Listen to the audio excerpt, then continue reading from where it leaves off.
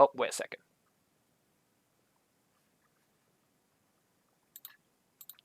Right, so far we have discussed two exchange rate systems, and we talk about when we try to relate exchange rates to international trades, right?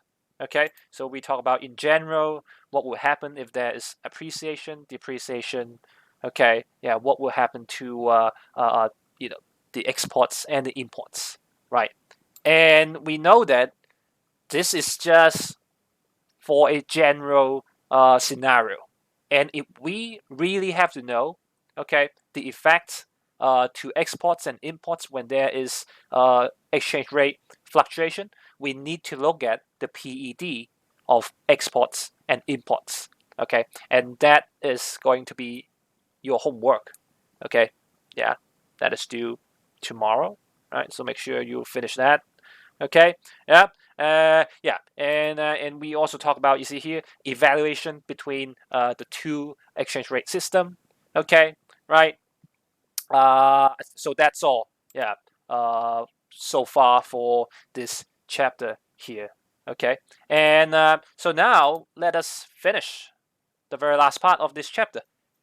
Yeah. So here, so this is okay. What I want to talk about, right? Yeah, when we are trying to distinguish, okay, between exchange rate fluctuation and inflation, okay, yeah, because for so many times people, students, they are confused, okay, about the two concepts. So let's take a look at this. So when we talk about exchange rate fluctuation, okay, is always about country to country. All right. Yeah, because exchange rate is not just about one country. It's about more than one country. It's two countries. That's why they can exchange. Uh, yeah, for goods and services using different currencies, right? But when we are talking about inflation, okay, usually we are talking about in a domestic situation, right? So the price level in a domestic situation. So that's the difference, right? The object is different. Okay, yeah, right. So you can take a look of this example, and yeah, hopefully you will you will understand the difference between. Okay, yeah. So here, example, if country A imports more from country B, okay, so we know that for country A, the currency will depreciate against currency B, right? Right, because now we import more, so the supply of our currency increases. Yeah, and that's why you can see when you compare country A and country B, country A's currency is going to have depreciation. So that's exchange rate fluctuation, right? It's country to country A to country B. Okay? And because of this, look at this. Because of this situation here, it's now more expensive to buy imports for country A, because when you have to buy imports, now your currency is depreciating, so it's more expensive to buy imports. Okay, right? So the consumers from country A, they will prefer buying more domestic goods because it's going to be cheaper, right? Because imports, they become more expensive, so I would buy domestic goods instead. And if we do that, obviously the demand for domestic goods increases, and yeah, the consequence: demand pull inflation, and that's an inflation. Okay, so yeah, you see the difference, right? And that's why, okay, yeah, they are talking about different things, right? You need to have two countries to talk about exchange rate fluctuation, and when you talk about domestic situation, yeah, inflation. Okay, right? So they are not really the same thing. Okay, yeah. Yeah, but Jesse, that one will be that you can also count that as an inflation. Okay, the exported or imported inflation that we talk about in macroeconomics. But okay, in a general scenario, okay, usually when we try to distinguish exchange rate and inflation, this is how we distinguish them. Okay, yeah, but when you talk about imported inflation, yeah, of course, that will be, for more than one country. Yeah, but here I'm just trying to show you a picture where you can distinguish two terminologies individually. Okay, yeah. So I would say, the imported inflation is more like in the gray area, in the gray area. Okay, yeah. But this is a more clear picture to see the difference between the two terms. Okay, so this is what I'm trying to say. Yeah, to show you a clear picture where you can differentiate, okay, exchange rate fluctuation and inflation. That's it. Okay, yeah, that's it. All right, yeah. So yeah, this is just one side topic that I want to talk about, and then we can go to the very last part here. Okay, yeah. So you can see because of currency fluctuation, there will be some stakeholders being affected. Okay, and you can see the exporters, the importers, they will be affected. So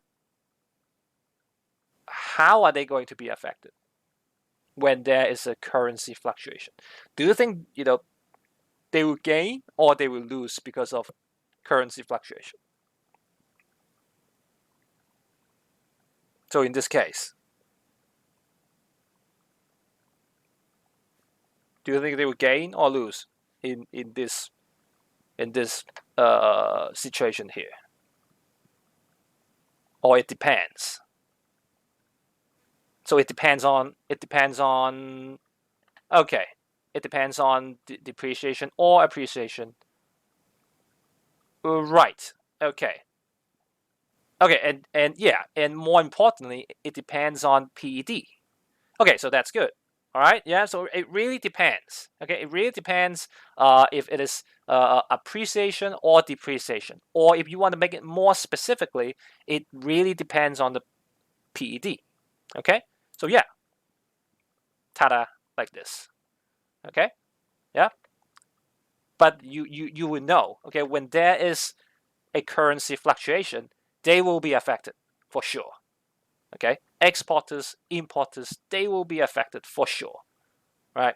What about consumers? Consumers, do you think they are going to gain from it, or if they are going to, you know, lose something from this? So, well, let me give you a scenario. Okay. Let's say right now, if your currency is having appreciation, do you think consumers will gain or consumers will lose? Appreciation. So right now there's appreciation. So do you think consumers will gain or lose? Okay, gain, right, right, right. Because when you think about buying imports, it's getting cheaper. Okay, right. So here it really depends. So here it depends. Okay, it depends, right? So either they can enjoy the price differences of imported goods, or they will suffer, right? The price differences of imported goods. Okay, yeah, and same goes to the producers, right? So it really depends on if there is an appreciation or depreciation. Okay, so if there is an appreciation, what do you think the benefits will be for the producers? If there is an appreciation, what do you think? What kind of benefit do you think the producers can get if there is an appreciation in the currency? So producers, you manufacture goods. Okay, cheaper supply, right? That's good. Okay, yeah. So when you are, importing materials from overseas, they will be cheaper. Okay, right? So yeah, it really depends. So yeah, it depends. It really depends. So at the end, yeah, it depends on how the question is asking you, and the producers, they might enjoy or suffer the price differences of imported materials, semi-finished goods, and other inputs. Okay, right? And at the end, yeah, government will be affected as well. Okay, because we know that you know one of the government objectives, that is a stable balance of payment.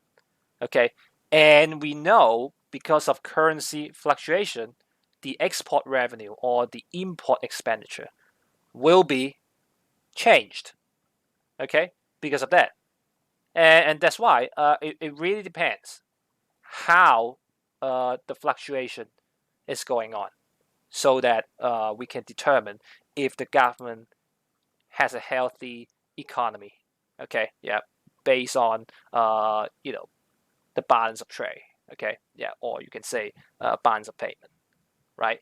Okay, yeah. So you can see like 5 stakeholders, they will be affected by this currency fluctuation, but at the end, it really depends. It really depends on how uh, you know the currency fluctuation uh, is going on in the society or in the market. Okay, right? Yes, yes. So balance of trade is the balance between exports and imports. Yes, and we are going to talk about it in the next chapter, which is the very last chapter. So yes, yes. If it's healthy, it should be, a balance. Okay, there should be a balance if it's healthy. All right. Yeah, it shouldn't be too much. It should be too less. Okay. Yeah. So you're right. Oh, John, you're finally here. Ooh, well, that I don't think that is a proper reason for that, John. Um, yeah. Right. Anyway, you are well. Well, I have nothing more to say. All right, John, just behave. All right. Okay. So that's all. So that's all for the exchange rate. Okay. Yeah. And yeah. So take a look at the summary. Take a look at the summary. Okay. Before we go to the next chapter. Right. So we learn about exchange rate. Okay. Yeah. The definition and the two exchange rate system. Make sure you use different terminologies when you are using different exchange rate system. Okay, yeah, appreciation, depreciation, and for fixed exchange rate system, we use revaluation and devaluation. Okay, right? And we also know that, you see, currency fluctuation, okay, is a good friend with international trade. So yeah, it has something to do with exports and imports. All right, and if we want to know more about this, we need to look at PED, so elasticity of demand, right? Okay, and we just knew there are 5 stakeholders being affected by this currency fluctuation. Okay, so this is all for this chapter here. Okay, yeah. So as long as you understand the points shown in the screen, you'll be just fine. Okay, you'll be just fine. All right. Okay. So yeah, and here, well, I have prepared some exercise for your revision. So when you are revising this chapter, you can go to the exercise here and see if you're able to finish them. So I have provided both questions and mark scheme. All right. So do try to finish it. Okay. Yeah. When you are revising the chapter. Okay. All right. All right. So let's go to, yeah. So finally, okay. Yeah, we are right in front of the finish line. Okay. So this is it. All right. This is the final chapter for this curriculum, for this GCSE economics. All right. Uh, yeah, there will be Kahoot, right? And before we start this chapter, well, let me go through what we are going to do after this chapter. Okay, so after this chapter, I think you see, we are going to do a lot of revision, of course. Okay, yeah, finally. Okay, yeah, and every week we have 2 days of economics. So this is what we are going to do. All right. Well, you never know. Okay, if you miss something, yeah, miss some of the homeworks, maybe you have the opportunity to make some Kahoot. All right. Okay. All right. Well, really, answering the same question,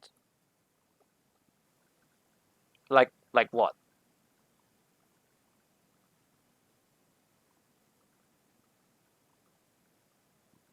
Is there some overlap questions? Oh, okay. So yeah, are you saying you have done the MC questions already? And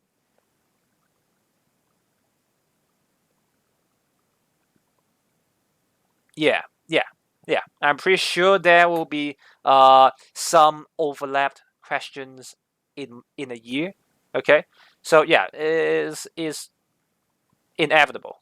Okay, is inevitable. Yeah, they they cannot create so many different questions in 1 year. They have to put something from the left hand to the right hand, right? And that's why there will be some repeated questions. Okay, and yeah, let us go back to what I was trying to say. Um, yeah, so we have 2 days, right? And I think one day we are going to practice for MC questions. Okay, so that will be either Kahoot or the Google form that you made. Okay, all right, and yeah, and for the other day, then we will have test. We'll have a test for your essay questions.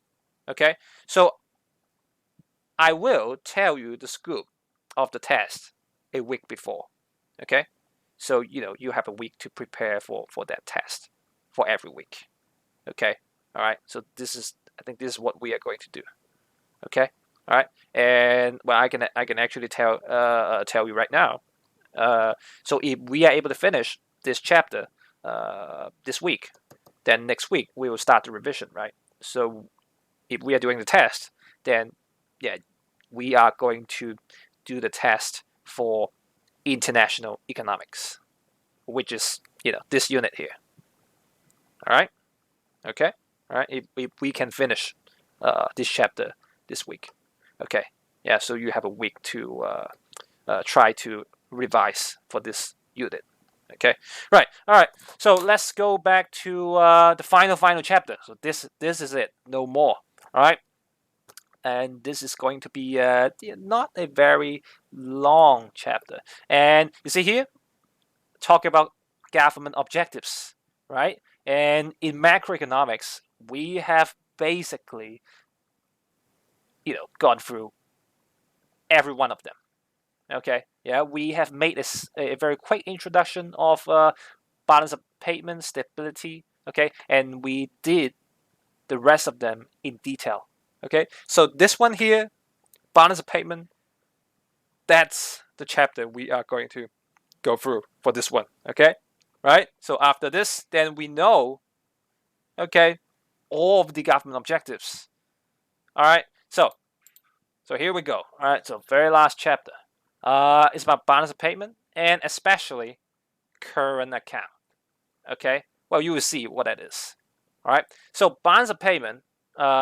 In this level, this is what you have to know. Balance of payment is about international trade. Okay, yeah. So in this level, you just have to know, yeah, when we talk about balance of payment, it's always about exports and imports. All right. But if you want to know, the definition of balance of payment in detail, then you can take a look at this. Okay. Yeah. So balance of payment is like accounting financial statement. Okay. So you have two sides, right? At the end, okay, they will be equal.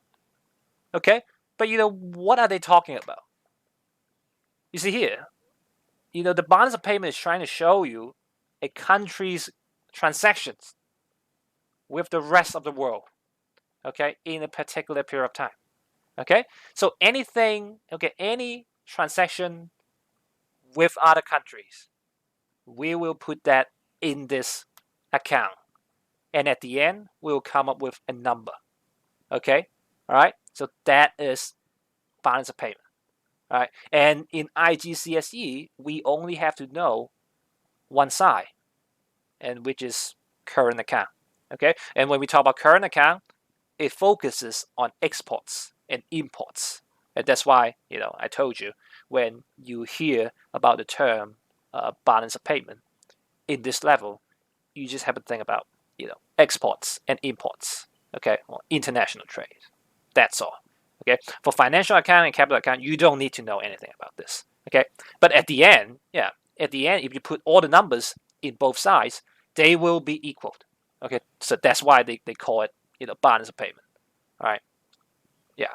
If you study business, it feels like a balance sheet. Okay, yeah, it feels like a balance sheet. Yeah, okay, yeah, just like this. Okay, right. So let's go into current account and see, what's inside the current account. Yeah, there will be some items in current account. Okay, and from the items, we are going to come up with some meanings. Okay, right. So yeah, all right. So once again, here you can see some recap. Okay, so before we go into the current account, some terminologies that you must know. Okay, when we talk about current account in balance of payment, right? So yeah, I think we did go through the terms before. Okay, so we talk about the term trade surplus, the term trade deficit, and they are very simple terminologies. Okay, if the exports are bigger than the imports, then we call that trade surplus. Okay, yeah, if the exported revenue is higher, or the exported amount is higher than the imported amount, then we call that trade surplus. Okay, so in the trade balance, we can call that's a trade surplus. Okay, yeah, and if the amount of imports is higher than exports, then we call that trade deficit. That's all. Okay, so yeah, they are the very important terminologies in this chapter. Okay, all right, always about exports and imports, and you have the two results. Okay, right, all right, okay, right. So let's get into that account and see what is inside that account. So take a look at this. Okay, so there are four components in your current account. Okay, so there are four items in your current account, and look at the first two items. Okay, see, because after we know the definition of balance payment, it's about any transaction with other countries. Okay, so where do the transactions come from? So this is what we have to think about. And the two most obvious sources will be from trade in goods or services. Okay, all right. Yep. So they have some different names, right? So when you talk about trade in goods, you can call that visible trade because you can actually touch it. Yeah, you can, right? Yeah, it's physical. Okay, right?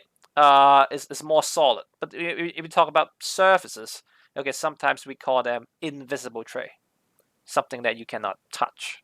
Okay, right? You don't really have it in your hands. Okay, but still, there is trade. Okay, yeah. So when we talk about trade in goods and trade in services, okay, we can divide them into two parts, right? Talking about China, okay, in the export part here, okay, trade in goods. So what do we export from China? Well, cotton is one of them. Okay, we export cotton for foreign currencies. Okay, so when we export cotton, okay, we are earning revenue from overseas, right? So that's an inflow of money coming into our country. Get it? Okay? Yeah. So that's good. That's good, right? So now we are earning money from the outside world. Okay? But when we are importing uh you know things from other countries, then we are paying our money to the outside world. So there will be an outflow of money because of that. Okay? So when you take, when you go back to that balance, then you can see.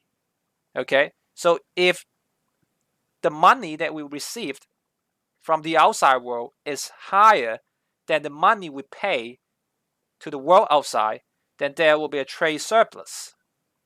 Okay? Yeah? And the opposite, we will call that trade deficit. Just like that. Okay? So you can see, yeah, of course, trade surplus sounds great. Okay? Yeah, if we can do that, that'll be great.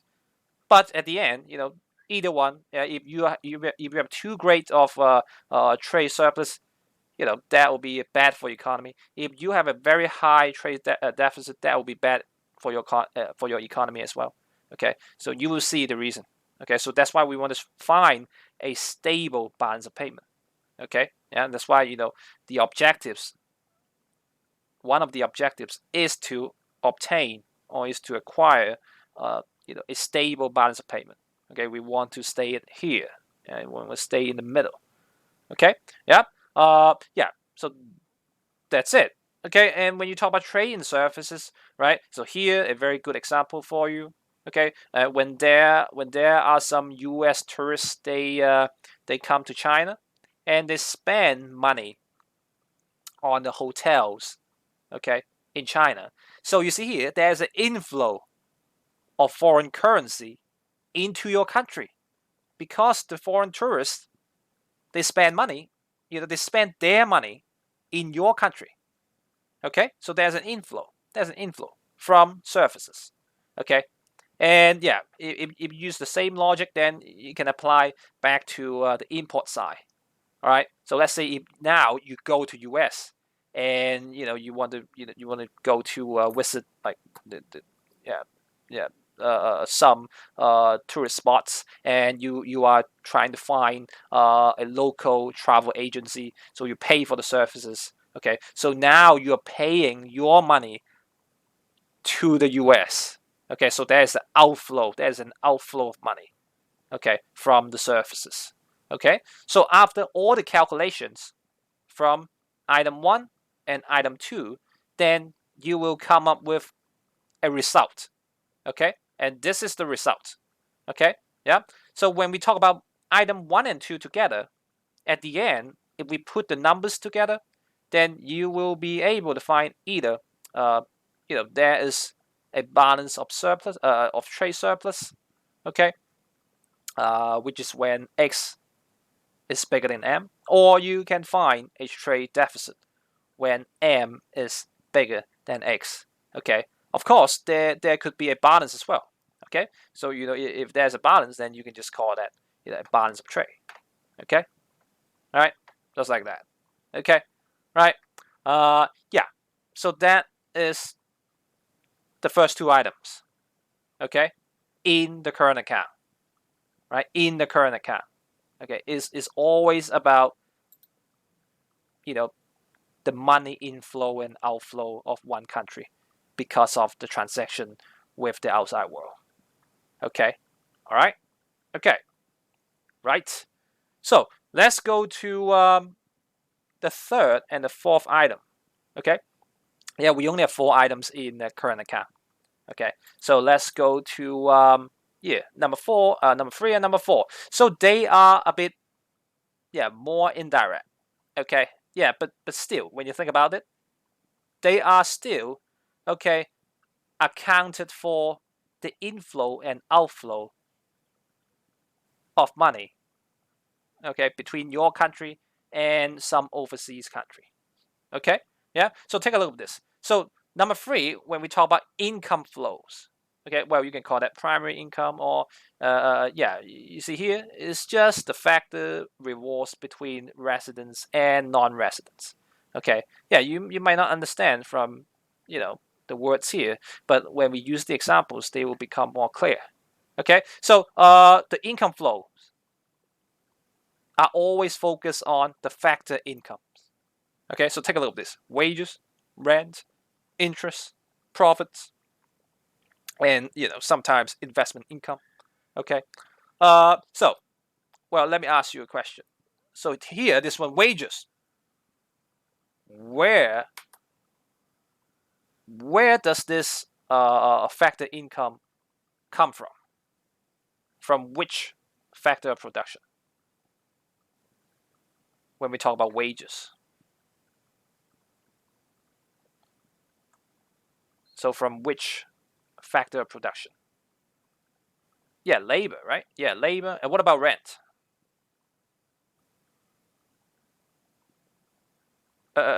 Yeah, land, right, okay, yeah, right, yeah. You probably see this kind of question in your MC, so that's good. Okay, so land, okay, the factory wall, yeah, we call that rent. So interest, what about interest? Interest, capital, right, and last but not least, profit, enterprise or entrepreneur.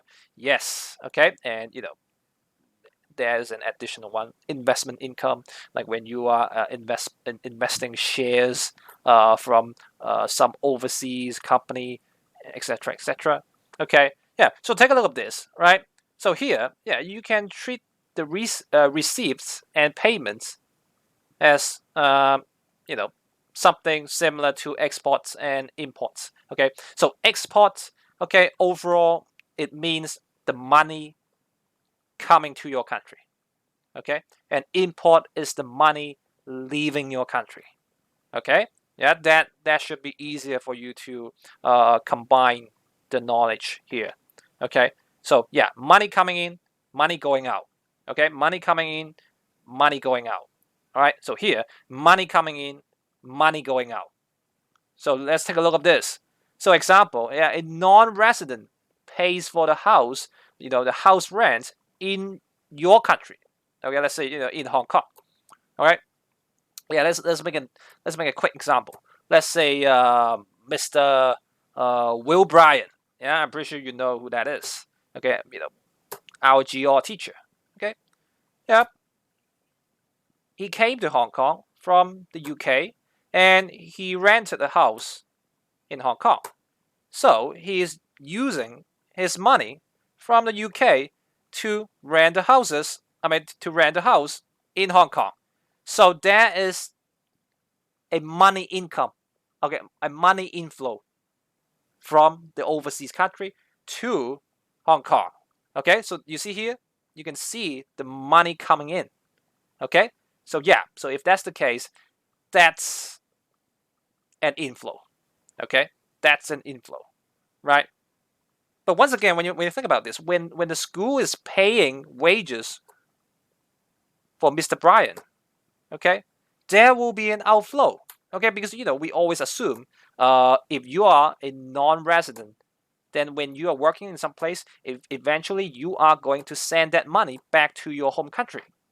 Okay, so you are going to expect there is an outflow of money because of that.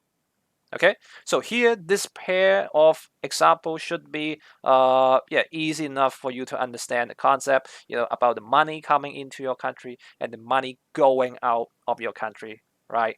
Okay, yeah, so yeah, any kind of factor income, okay, that is involved with receipts and payments, right? Talking about investment income, okay, when I'm investing my money in some US shares and they are paying me the dividends, then you see there's a money inflow, okay, because they are giving me dividends, okay, from the US. So there is an inflow, all right, okay, yeah, yeah, just like that, okay, right, and yeah, and if some foreigners they open a shop in Hong Kong and they're earning money, they are earning profits from the Hong Kong citizens, then that's a payment. Okay, because eventually the profits that the shop made will transfer back to the home country. Okay, yeah, the owner's home country, right? So you can see some, plus and minus over here. So at the end, we are going to put all the numbers together and try to find the balance. Okay, right? So that's number 3. That's number 3. Okay, right? Yeah, and number 4, that is something even more indirect. Okay, we call it current transfer. Okay, but the major characteristics of current transfer, this is what we have to know. It's not about production. Okay, when you take a look at number 3, they are all about production. Okay, because of production, we need factors of production, right? But here, it's not about production. Okay, well, but at the end, the logic is the same. It's about the inflow and outflow of money. Okay, yeah, but that money is not about production. Okay, it's just about the transfer of money. Okay, or the transfer of benefit between, once again, residents and non-residents. So here, the examples, here are some very good examples. So take a look at this. So usually when we talk about some money that is not about production, here are some examples like pensions, welfare, taxes, charity, foreign aid. Okay, so they are all money. Okay, but you can always see this kind of money. They can go in and go out of the country. Okay, right, and that's why we have the 4th item here. Okay, so take a look at this. So when are we going to receive some of the current transfer to our country? So take a look at this. So if our country receives foreign aid, so in particularly financial aid from other countries, you see here, right? Some other countries, they are paying us, they are giving us money, okay, as financial aid. So we are taking their money, right? So so there is an inflow of money in our country. So we are receiving money from other countries. Okay, but that amount of money, that is not about production at all. Okay, they're just giving you money as financial aid. That's all. Okay, all right. So this is the essential element of the 4th item. Okay, and and you can make another example, right, for the other side. Okay, if you are paying charity to some overseas NGO, then there will be an outflow of money because you're paying your money to some organizations overseas. Okay, so that's why there will be an outflow of money if you do that. So here, we can use charity here to explain this side of the payments, right? And well, you can take a look of another example here. A non-resident, let's say a non-resident in Hong Kong receives welfare from our government. So sometimes there might be some welfare or subsidies for the refugees who are living in Hong Kong. Then they are taking the benefits from Hong Kong. Okay, and if you use the same logic at the end, if there's some extra money that guy has, then he or she will send it back to the home country. Okay, right? A logic like this. So at the end, if you combine 3 and 4, 3 and 4, we can do it separately. Okay, if you combine the plus and minus from number 3, then you can come up with another balance. We call that balance of income flow. Okay, if you use the received, the amount of it received minus the amount of payments, then you will see if there is a positive number or a negative number. Okay, and same logic goes to number 4. If you have gathered all the numbers for receipts and payments for number 4, at the end, if you put all the numbers together, you are able to find a net current transfer, okay, by using the total amount of receipts minus the total amount of payments. That's how you get, okay, the balance of this. No. Okay, they are different. You see here, this one here is for number 3, okay, by putting all the receipts and payments for number 3, okay, the items for number 3 only, okay, and for net current transfer is by putting all the receipts and payments from number 4 only, okay, and that's why you have two, terms for that. Well, so for this one, we don't really have a very strict terminology if there is a negative or positive result. Okay, yeah. But when there's a let's say when there's a negative result, then you can just say there's a negative balance of income flow. Okay, right? Or it same goes to the net current transfer. There's a negative net current transfer. Okay. All right. Okay. Unlike for the first two items, you have some very strict terminologies. For number 3 and 4, we don't really have those specific terminologies for them. All right. Okay. So yeah, if you want to specify if they are positive or negative, yeah, just say positive or negative. That's all. Okay. Right. Okay. So yeah. So if we combine all the results from 1, 2, and 3, 4, then we will get an overall result. Okay, and that is what we call a balance on current account. Because we know that in the current account, these are the 4 components. So if we put all the balance together, and you will be able to find this overall balance in this account. Okay, so we can take a look at this. So this is real. Yeah, okay, this is real. Result from Hong Kong 2017, and so take a look at this. So when you talk about trading goods, you see there is a negative balance. Well, very obvious, right? Because in Hong Kong I don't think we have much domestic production for exports.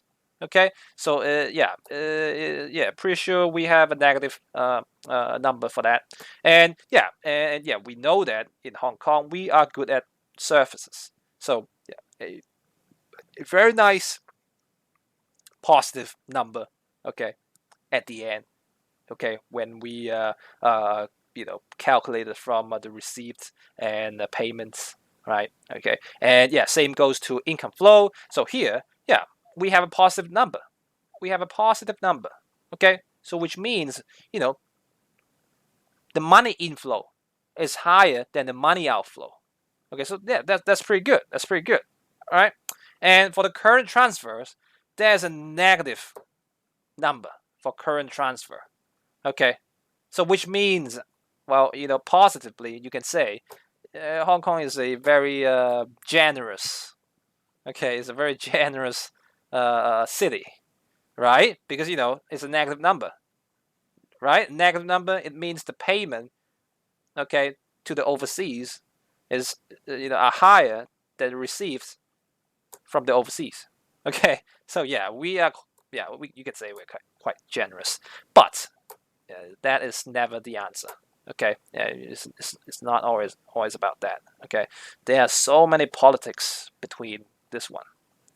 Yeah, so many politics.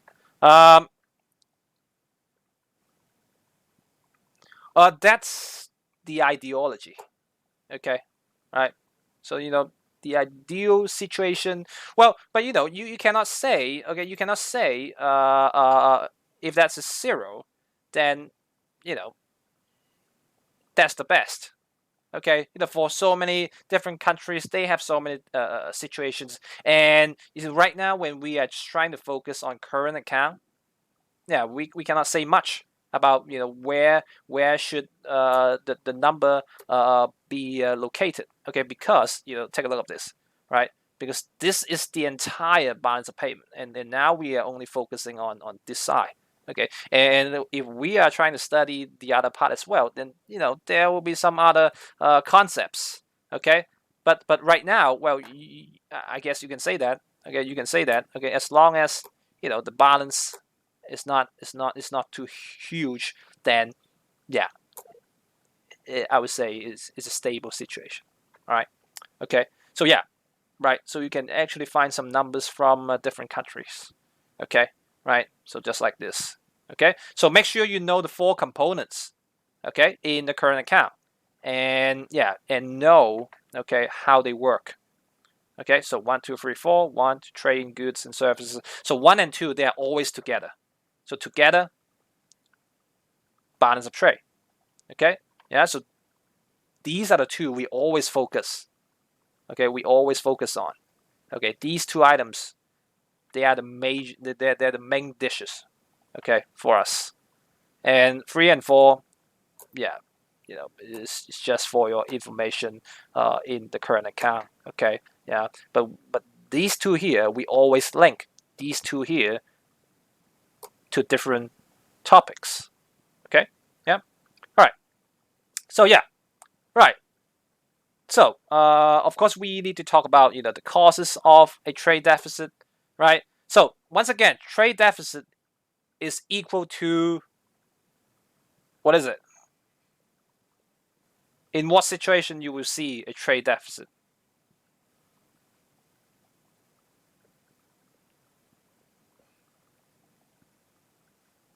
So, imports are larger than exports, right? Right? Yeah. Yes. Okay. So, yeah, just like this, right? The amount of imports, you know, is larger than exports. Okay? Yeah.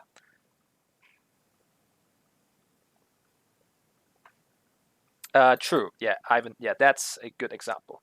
Right. But here now, so now we know. So this is why we have trade deficit. But what causes the lower amount of exports? What do you think? What are the major reasons? Not producing enough. Okay, that's good. Yeah, because for some reason we are not producing. We have not enough production. Not enough. Not enough resources. Yeah, we need resources to make goods for exports. Anything else? Anything that will limit our ability to export. Oh, appreciation of domestic currency. Yeah, yeah, that's true, right? Because in general, we know that if there's a depreciation, yeah, it will help the export in general. Okay, in general, right? So that is also true. Uh, quota. Yeah, I mean, yeah, you could you might say that. Yeah, like trade protections from other countries. Okay, right. But when you talk about something more domestically, what limits the ability to export? Yeah, when you think about it domestically, okay, there are some factors limiting us to export our goods and services. Yeah, it could be lack of education, right? Because education has something to do with the productivity, efficiency. Yeah, lack of technology that is also related to the efficiency. Skilled labor, yeah, that is also related to productivity, and that will affect the competitiveness of your exports, right? Yeah, infrastructure, the hardware that we have in the domestic area. Okay, that will, yeah, if we don't have enough infrastructure, think about the transportation cost, think about the utility cost, will be huge. Okay, and at the end, not good. Okay, not good for your export, right? Because you will be lack of competitiveness. Okay, so yeah, so just like that, right? So you have provided more than enough, okay, yeah, points for this question here, okay, yeah. So you see here, not enough resources, poor production. We cannot produce too many for exports. Infrastructure and technology, right? If you are lack of that, Okay, lack of skilled labor, lack of education, lack of yeah, right. Okay, so yeah, it's good, all good, right? That's good. Okay, so let's go to and here. Okay, Katrina talked about that, and once again, in general, if your currency, okay, the value of your currency is too high, right? So think about the competitiveness. So here, if you think about the competitiveness, what will limit your competitiveness for exports? That will give you all the correct answers. Okay, so if your currency, the value is too high, it's not good. Okay, because when the other countries, when they're trying to buy your goods, it's going to be expensive. All right. Okay. Yeah. And if you have a very high level of local currency, people, they will buy more imports. Okay, so that's the assumption that we always make. All right.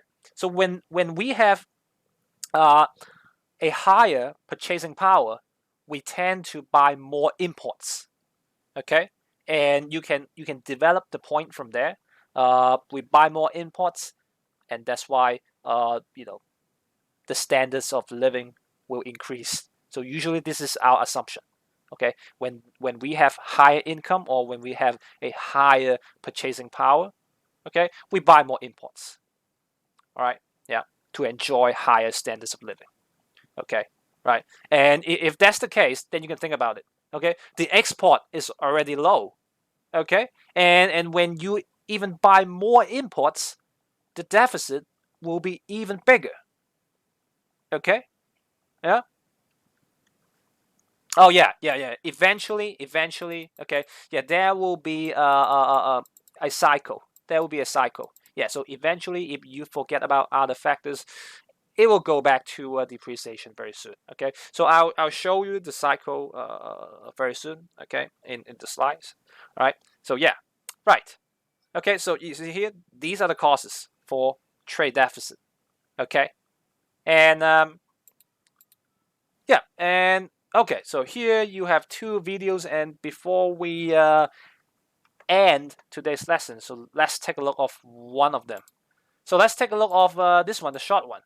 Yeah, about Trump again. So here, talking about trade deficit is falling because of our trade policies. So you can actually listen to some terminologies that you have just learned from the video. So yeah, just spend 3 minutes to finish the video.